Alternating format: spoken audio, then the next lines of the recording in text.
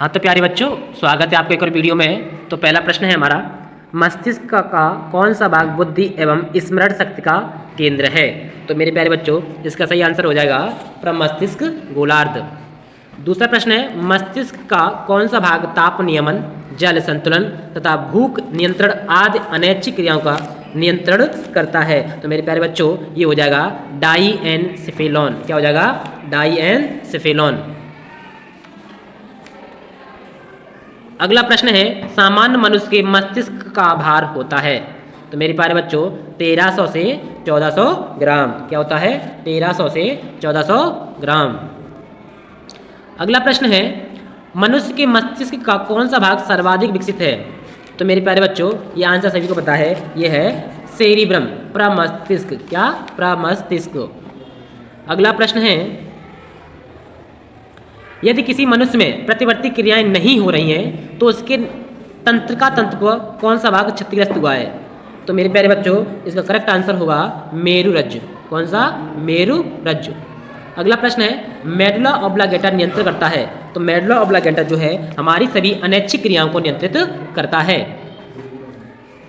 अगला प्रश्न है, मनुष्य में मेरुरज्जु से निकलने वाली तंत्रिकाएं होती हैं। तो मेरे प्यारे बच्चों, ये होती हैं 31 जोड़ी। कितनी होती हैं? 31 जोड़ी। अगला प्रश्न है 8वां, मादा लिंग हार्मोन कहलाता है। तो मादा लिंग हार्मोन कहलाता है एस्ट्रोजन। क्या कहलाता है? एस्ट्रोजन।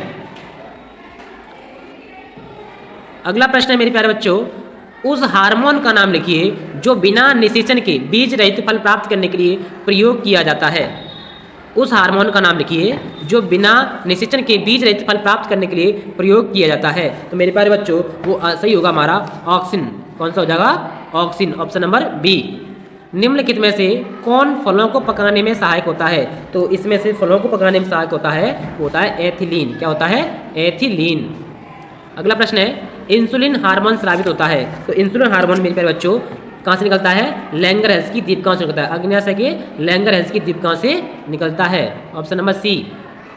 मनुष्य के मस्तिष्क में ताप नियंत्रित केंद्र स्थित होता है। तो ताप नियंत्रित केंद्र स्थित होता है, वो होता है हमारा हाइपोथैलेमस में। कहाँ होता है? हाइपोथैलेमस में। अगला प्रश्न हमारे इस प्रकार है, पुरुष के वृषण द्वारा स्रावित हार्मोन का नाम है। तो पुरुष के वृषण द्वारा स्रावित हार्मोन का नाम होता है टेस्टोस्टेरोन और एंड्रोजन। कौन सा होता है? टेस्टोस्टेरोन और एंड्रोजन। अगला है, किस हार्मोन की कमी से मधुमेह रोग हो जाता है। तो मेरे प्यारे बच्चों, ये तो सभी को पता है, इंसुलिन की कमी से मधुमेह रोग हो जाता है। अगला प्रश्न है, पीयूष ग्रंथि पाई जाती है। तो पीयूष ग्रंथि कहाँ पाई जाती है? तो पीयूष ग्रंथि हमारे मस्तिष्क की अधर तल पाई जाती है, सेरिब्रम में पाई जाती है, मस्तिष्क के पृष्ठ तल पर पाई जाती है, या सेरिबेलम पर पाई जाती है। तो मेरे प्यारे बच्चों, ये मस्तिष्क के अधर तल पर पाई जाती है। मस्तिष्क के अधर तल पर पाई जाती है। अगला है, कौन सा पादप हार्मोन कोशिका विभाजन में सहायक होता है। तो मेरे प्यारे बच्चों, कोशिका विभाजन में होता है साइटोकाइनिन। क्या होता है? साइटोकाइनिन। अगला प्रश्न है, ऑक्सीटोसिन का स्रावन होता है। तो ऑक्सीटोसिन का स्रावन कहाँ से होता है मेरे प्यारे बच्चों? ये होता है पिट्यूटरी से। कहाँ से होता है? पिट्यूटरी से। निम्न में से कौन सा पादप हार्मोन है? फीरोमोन, जिबरेलिन, हिपेरिन, या फिर इनमें से कोई नहीं। तो मेरे प्यारे बच्चों, यहाँ पर हो जाएगा जिबरेलिन। कौन सा हो जाएगा? जिबरेलिन। पतझड़ से संबंधित हार्मोन है। तो पतझड़ से संबंधित हार्मोन है मेरे प्यारे बच्चों एब्सिसिक अम्ल। पीयूष ग्रंथि की पश्चपाली से स्रावित हार्मोन है। तो पीयूष ग्रंथि की पश्चपाली से स्रावित हार्मोन है हमारा वैसोप्रेसिन। क्या है? वैसोप्रेसिन। अगला प्रश्न है मेरे प्यारे बच्चों, मनुष्य के मस्तिष्क में पाई जाने वाली अंतःस्रावी ग्रंथि कौन सी है। तो मनुष्य के मस्तिष्क में पाई जाने वाली अंतःस्रावी ग्रंथि होती है हमारे प्यारे बच्चों पीयूष। उन्मुख होने वाले पादप प्ररोग को कहते हैं, उन्मुख होने वाले पादप प्ररोग कहते हैं फोटोट्रोपिज्म।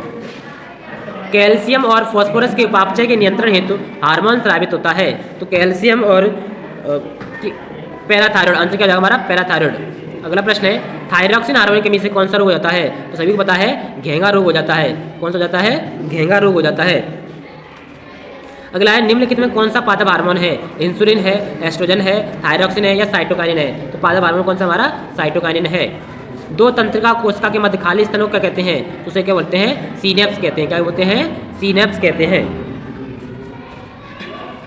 अगला प्रश्न है हमारा, मस्तिष्क उत्तरदायी है, मस्तिष्क उत्तरदायी है सोचने के लिए, हृदय स्पंदन के लिए, शरीर को संतुलित बनाने के लिए, ऊपर सभी के लिए। तो मेरे प्यारे बच्चों शरीर इसमें से प्रत्येक काम करता है। ऑप्शन नंबर डी सही हो जाएगा।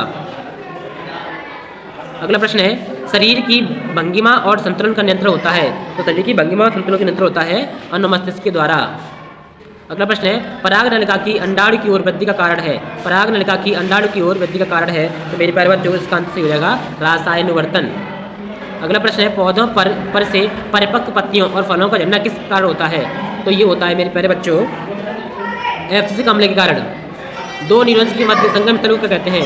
तो दो न्यूरॉन्स के मध्य संगम स्थान को बोलते हैं सीनेप्स। क्या कहते हैं सीनेप्स। मास्टर ग्रंथि कहते हैं, मास्टर ग्रंथि कहते हैं पीयूष ग्रंथि। निम्नलिखित में कौन सी ग्रंथि बाह्य एवं अंतःस्रावी दोनों है। तो बाह्य एवं अंतःस्रावी दोनों कौन सी है आग्नेयाशय। वीडियो अच्छी लगी हो तो लाइक कीजिए, सब्सक्राइब कीजिए।